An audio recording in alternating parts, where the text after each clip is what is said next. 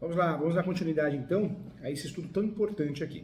Vamos voltar a falar, e eu quero entrar nesse bloco falando sobre a interpretação da lei, tá? Então, a lei obriga a todos, e uma regra muito clara, que ninguém pode alegar ignorância para descumprir a lei. As normas jurídicas são gerais e abstratas, e cabe ao juiz aplicá-las de fato ao caso concreto. Então, fica bem claro isso também é importante dentro do nosso estudo. Vamos lá, algumas interpretações importantes, tá? A hermenêutica jurídica. A hermenêutica jurídica é a ciência que se dedica ao estudo da interpretação das leis. Não há peculiaridades quanto a diversos métodos de interpretação em relação às leis, principalmente as leis processuais civis, as quais se aplicam aos mesmos métodos válidos para os demais ramos do direito. Em relação aos métodos, aí eu trago para você, nós temos essas classificações são importantes. Os métodos de interpretação do Código Civil, nós podemos classificar em relação às suas fontes. Então, nós temos os métodos autênticos, ou autêntica, quando formulada pelo próprio legislador, que criou a norma e que, reconhecendo, dificultando da sua compreensão, edita outra, que aclara o sentido também. Temos a interpretação jurisprudencial, essa segunda interpretação, ela de fato é dada pelos tribunais no julgamento reiterado de casos por ele julgados, decididos, e a reiteração de julgados num ou no outro sentido pode ajudar também a formar a sua convicção e a interpretação à norma. Então, um ponto importante também. Quando nós falamos aqui da doutrina, é uma outra interpretação que é feita, a interpretação doutrinária ela é feita e dada aos estudiosos comentaristas da ciência do direito, quanto aos meios, né, da interpretação. Então, nós podemos classificar também a interpretação em gramatical literal, ou seja, o texto da lei examinado em si, de forma crua, só o texto da lei, do ponto de vista linguístico. Sistemática, que é o ordenamento jurídico formado por um conjunto de diplomas e normas também é outra forma. Temos a classificação de interpretação teológica ou finalística, também uma forma de interpretação que busca alcançar a finalidade para a qual a norma foi editada, dando sim uma destinação que atenda à obtenção do bem comum e respeite os objetivos sociais a que se destina. Temos a interpretação também histórica, essa busca interpretar a norma em consonância com a evolução histórica, o que inclui o processo legislativo, inclusive as suas discussões que precederam. E nós temos também, por fim, o estudo da interpretação em relação aos seus resultados. Na interpretação existe também essa classificação, que pode ser extensiva, concluindo que a norma disse menos do que deveria, então ela é extensiva. O intérprete estende a sua aplicação para outras situações que não são aquelas, né, originalmente previstas. Existe a interpretação restritiva, que atribui à norma um alcance menor, de fato, do que aquele emandado originalmente pelo texto. E existe a interpretação também declarativa, não é a restritiva, nem a ampliativa. Essa interpretação, a chamada declarativa, dá à norma uma extensão que coincide exatamente com o seu texto, nem estendendo, nem reduzindo a sua aplicação. Também é um método também de leitura. Agora sim, já aprofundando nossos estudos, eu quero bater um papo com você sobre a lei processual civil no espaço, né? Então isso também é importante. Nos termos, gente, do artigo 16 do Código de Processo Civil, as normas de processo civil têm validade e eficácia em caráter exclusivo sobre todo o território nacional. Essa é a regra do jogo. Todos os processos que tramitam no país devem respeitar as normas do Código de Processo Civil, ressalvando-se apenas disposições específicas previstas em tratamento, convenções ou acordos internacionais em que o Brasil seja parte. Mas, em regra, as normas de processo civil têm validade e eficácia, assim, em caráter exclusivo sobre o território nacional, como estabelece também o artigo 16 do Código de Processo Civil. Todos os processos que tramitam no país devem respeitar as normas do Código de Processo Civil, ressalvadas, sim, apenas as disposições específicas previstas em tratado, convenções ou acordos internacionais de que o Brasil seja parte.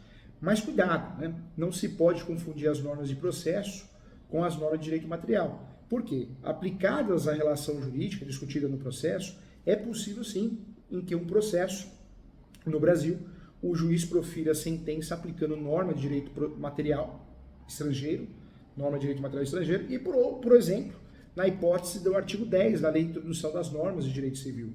Se um estrangeiro falece no Brasil, qual que é a regra do jogo?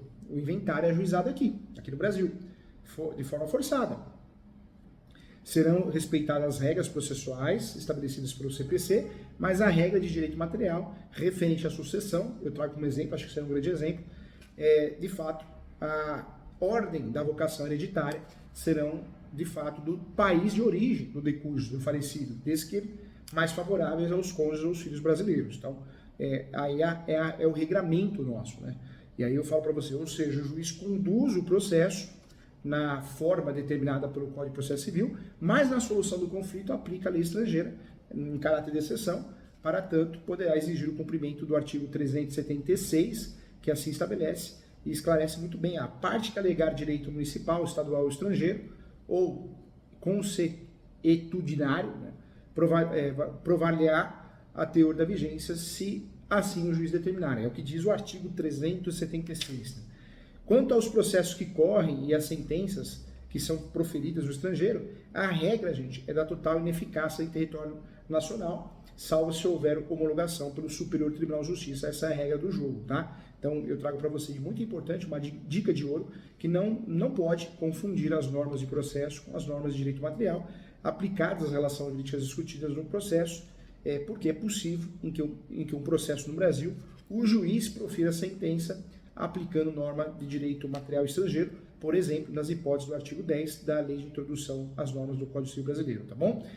Ademais, quanto aos processos que correm as sentenças que são proferidas no estrangeiro, a regra é a total ineficácia em território nacional, salvo se houver homologação pelo Superior Tribunal de Justiça. Essa é a regra, não tem como errar. Em relação à lei processual civil no tempo, a norma processual não retroagirá, e será aplicada, de fato, aplicável imediatamente aos processos em curso, respeitados os atos processuais já praticados e as situações jurídicas consolidadas sobre a vigência da norma revogada. Quanto à vigência do CPC, do atual CPC, temos a seguinte regra, é uma regra cronológica. Processos transitados em julgados até dia 17/3/2016 observam o Código de Processo Civil de 73, de 1973. Já os processos e atos processuais a partir do dia 18/3/2016 observam sim as regras, o regramento do atual Código de Processo Civil. E processos que iniciaram antes do dia 17/3/2016, porém, serão concluídos após observar, sim, até essa data, o CPC de 73 e após o CPC novo. Então, essa regra é assim como ficou. Sobre a aplicação do processo comum aos processos especiais, a regra é que, na ausência de normas que regulem processos eleitorais, trabalhistas, administrativos, as disposições do Código de Processo Civil serão aplicadas de forma supletiva e subsidiária, tá? Supletivamente e subsidiariamente, essa é a regra do jogo. Em regra, as próprias normas de processo indicam o prazo do vacatio legis, que não fizerem, né, aplica-se o artigo 1º da Lei de Introdução, no sentido que, salvo disposição em contrário, a lei começa a vigorar em todo o país em 45 dias depois de oficialmente publicada, possuindo vigência plena até que seja revogada por lei posterior, que expressamente o declare ou quando ela seja incompatível ou regule inteiramente a matéria do que tratava a lei anterior. Então, essa é a regra do jogo. O CPC, em específico, teve o vacatio legis, né, de 1 ano, por força de disposição expressa, isso aparece lá no 1045, então nós temos aí a lei processual nova e os processos em curso também. O artigo 14º, né, o artigo 14 do CPC estabelece o paradigma que deve valer para as somas do processo. Novamente eu peço sua atenção, pois a norma processual não retroagirá e será aplicável diretamente aos processos em curso, respeitados os atos processuais praticados e as situações jurídicas consolidadas sobre a vigência da norma revogada, tá? Com isso, gente, eu quero trazer para você que tem-se, pois, as normas de processo possuem-se incidência imediata, atingindo os processos em curso. Nenhum litigante tem direito adquirido a que o processo iniciado na vigência da lei antiga continue sendo por ele regulado em detrimento da nova lei, tá? Assim, gente, eu trago para você também que a nova lei, a lei nova, deve respeitar os atos processuais já realizados e consumados também, essa é a regra do jogo, e o processo deve ser considerado um encadeamento de atos isolados, o que já foram realizados na vigência da lei antiga persistem, tá? Isso também é uma regra também da do nosso sistema processual. E os que ainda, né, deverão ser respeitados, respeitarão a nova lei, a lei nova é fato. Em relação à vigência, com a frequência as normas de processo indicam sim o prazo de vacatio legis, e se não fizerem, aplica-se também o artigo 1º da lei de introdução do Código, salvo disposição em contrário, a lei começa a vigorar em todo o país em 45 dias depois de oficialmente publicada. A vigência se estende até que seja revogada por lei posterior também expressamente, ou declare, ou quando, né, também ela seja incompatível, regule inteiramente a matéria que se tratava a lei anterior. O novo CPC, o atual CPC, nós temos sim, ele teve o vacatio legis de 1 ano e por força de disposições expressas estabelecidas em seu livro complementar que trata das disposições finais e transitórias, isso aparece no 1045.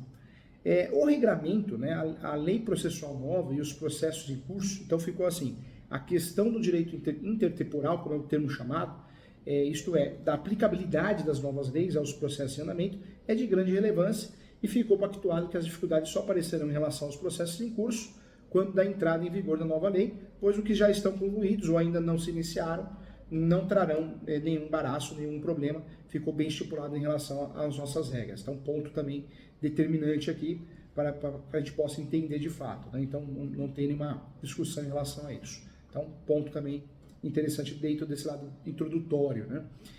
Agora eu quero trabalhar com você em relação aos princípios fundamentais do Código de Processo Civil e quero trazer, sim, algumas informações importantes, objeto da nossa prova, objeto do nosso dia a dia também.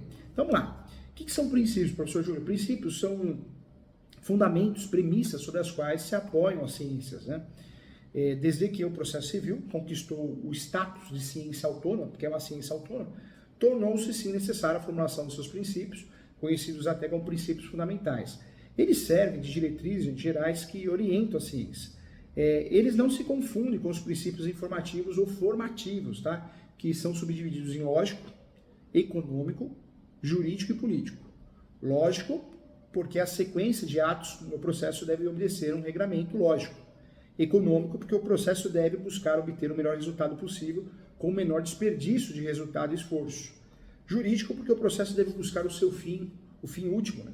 Que é a pacificação social com o menor sacrifício possível, o menor sacrifício social possível. Então, mais do que princípios, essas formulações são regras técnicas, tá? De conteúdo extrajurídico que servem de orientação e aplicação ao direito.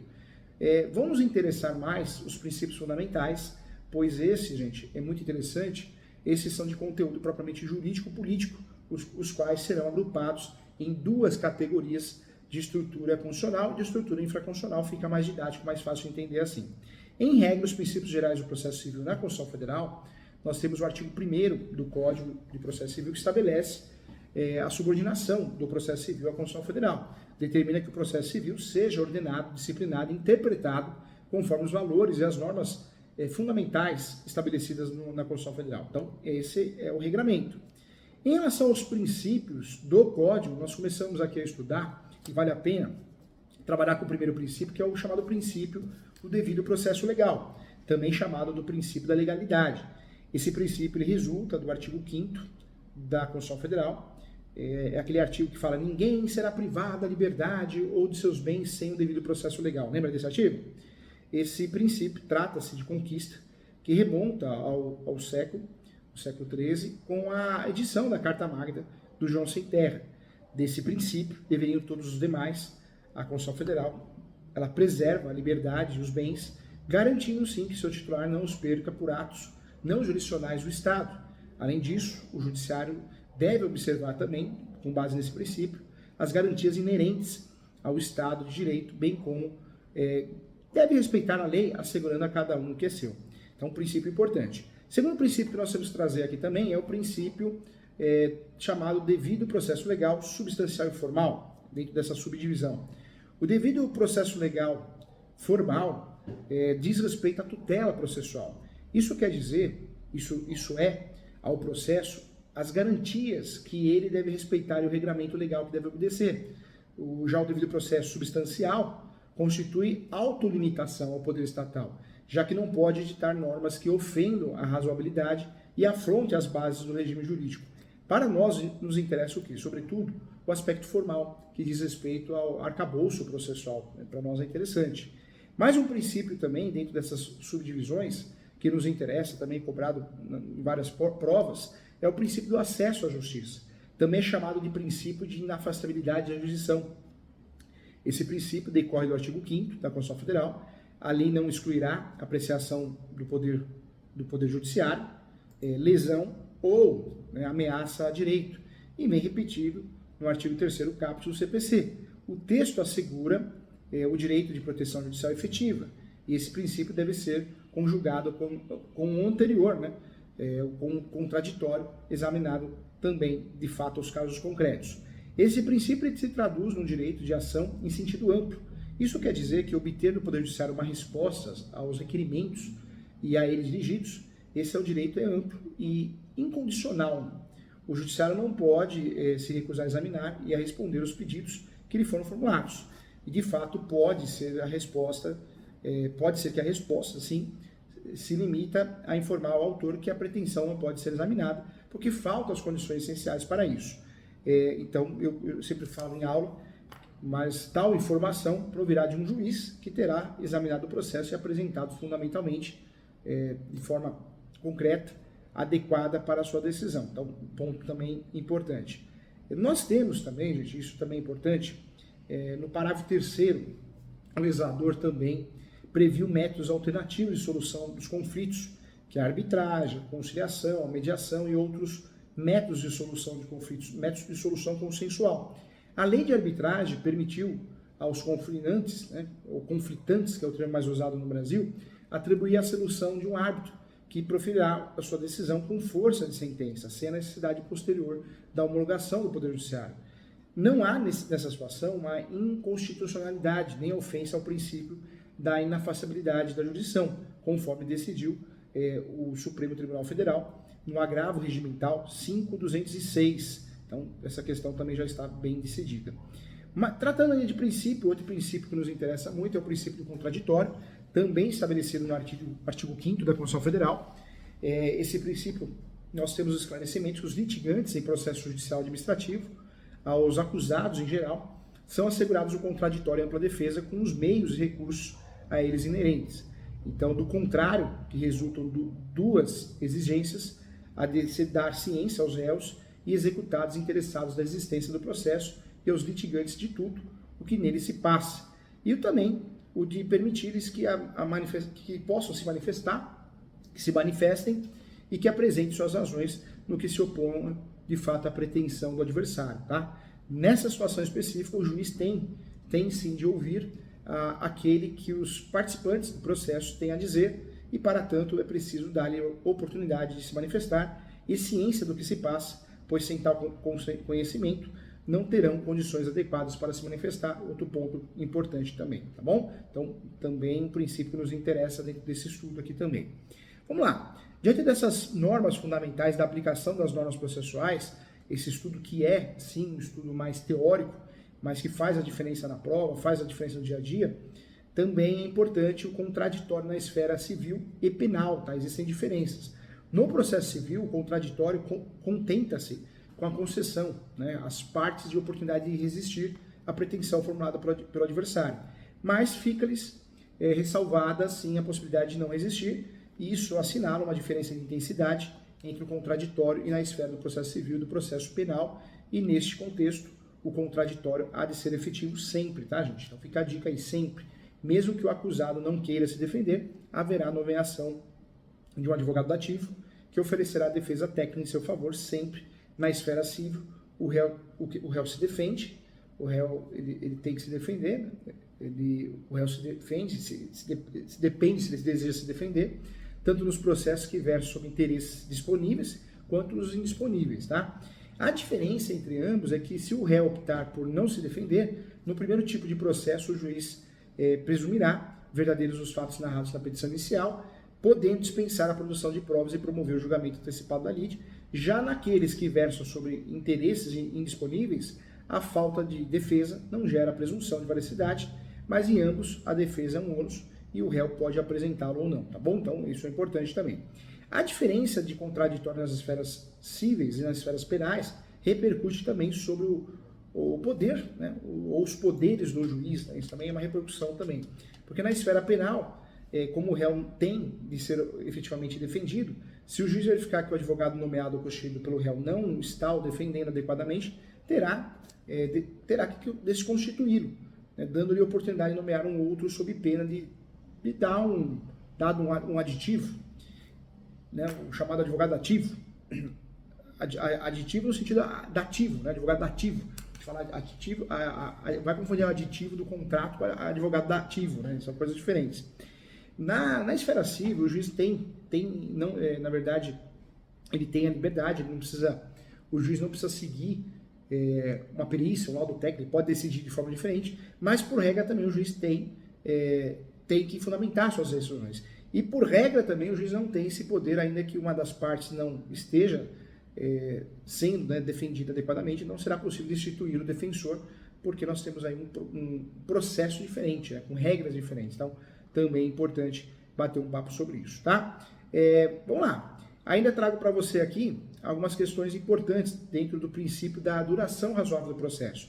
Outro princípio que nos interessa muito foi introduzido na Constituição Federal pela Emenda Constitucional de 45, de 2004, que acrescentou o artigo 5º. A todos no âmbito judicial e administrativo são assegurados a razoável duração do processo e os meios que garantem a celeridade de sua tramitação. Então, o artigo 4º do CPC repete esse dispositivo, sim, explicando que ele se estende também à atividade satisfativa, ou seja, as partes têm o direito de obter um prazo, ou pelo menos em um prazo razoável, a solução integral do mérito, incluída a atividade satisfativa. Tá? Então, também uma regra, mesmo porque o Brasil também aderiu ao Pacto de São José da Costa Rica, em 1969, que já o consagrava, tendo a nossa legislação fazendo o devido retificado, né, confirmando esse acordo. Então, também é importante aqui, a parte mais teórica. Outro princípio que nos interessa também é o princípio da isonomia, esse princípio consagrado entre os ideais da Revolução Francesa e vem estabelecido no artigo 5º, caput, inciso 1 da Constituição Federal, que assegura que todos são iguais perante a lei, sem distinção de qualquer natureza. Sob o aspecto processual, a isonomia revela-se pela necessidade de dar às partes tratamento igualitário em relação ao exercício de direitos e faculdades processuais e também aos meios de defesa, aos ônus e aos deveres e aplicação de sanções processuais. Isso aparece no artigo 7º do CPC. O princípio deve, sim, primeiramente orientar o legislador nas edições de leis, né, que devem dar tratamento igualitário aos litigantes. Depois deve notear os julgamentos, orientando o juiz na condução do processo. Tá? A igualdade também pode ser apenas formal ou real. Em princípio, busca ser apenas a primeira, mas o conceito de isonomia, né, ele evolui e hoje se exige também a segunda de fato. Mais um princípio que nos interessa também é a isonomia formal e real. A igualdade formal consiste no tratamento igualitário a todos, sem levar em consideração eventuais diferenças entre os sujeitos de direito, ou no que concerne também ao processo civil, os sujeitos do processo. Também isso é importante para que a gente tenha conhecimento. Então, outro fato importante também e relevante dentro do nosso contexto, dentro do nosso estudo aqui também, tá bom? Vamos lá.